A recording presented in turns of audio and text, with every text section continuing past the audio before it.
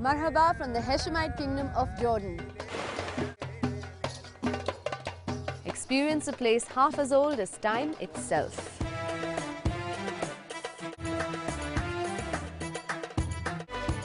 And in the deep valleys and vast deserts, listen to the sound of silence.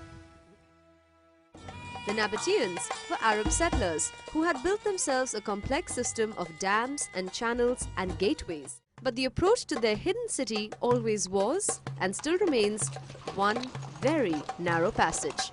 Al-Khazna was believed by the Bedouin to be a treasury. I'm speechless. What can one possibly say when you see something like this?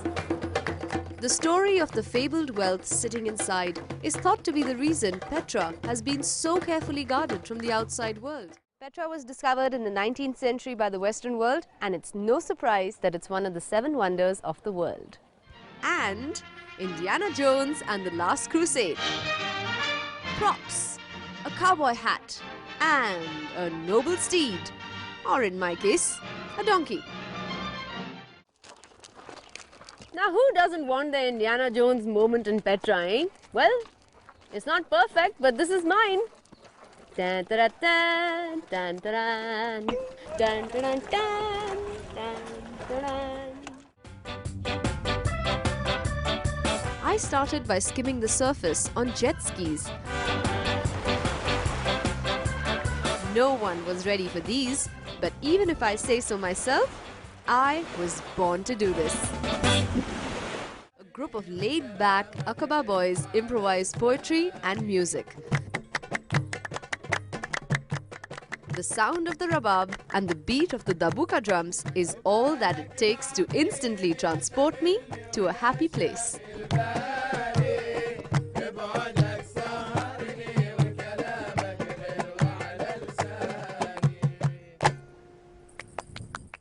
When it's your first meal in a new country, you want it to be big, you want it to be looking delicious, you want it to be just exactly like this. Attack! Another thing on my list to do, become a mermaid.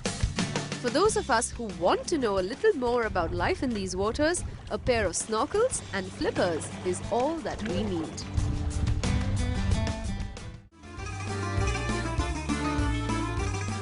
There's nothing like a good plate of food after a nice dip in the sea. A sea that also meets Saudi Arabia, Israel and Egypt. Places to dream about while the waves and the sun lull you into an afternoon snooze on the deck. I know it's a cliche, but one thing you can definitely do if you come to a place like this is check into a fantastic resort, watch the sunset, and have a great cup of coffee. Arabic coffee. They call it the Valley of the Moon. But left to me, this glowing red landscape forged by the elements, where Lawrence of Arabia made history. And here I am following in his footsteps, literally. Definitely a must-do on my list. I came. I saw. But the question is, could I conquer? Here goes nothing. I suppose I like a challenge. But couldn't I have picked an easier spot than the rocks of Wadi Rum to put my strength and grip to test? One of my things to do on this trip was to get over my fear of freehand rock climbing, and that's exactly what I'm trying to do right now.